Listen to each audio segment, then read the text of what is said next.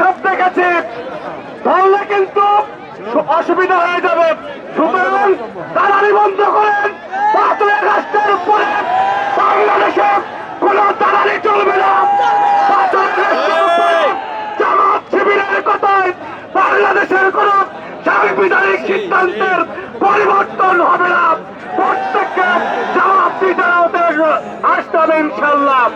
সুতরাং আপনারা যদি মনে করেন কানে কানে এসে তোফা দিয়ে যাবে, উপহার দিবে, জায়নামাজ দিবে, তসবি দিবে, ধর্ম ব্যবসা করবে, তারপর আপনি একটি খুশবুর আলাপ করবেন, সেই আলাপ বাংলাদেশে আমরা প্রতিষ্ঠিত হতে দেব না ইনশাল্লাহ।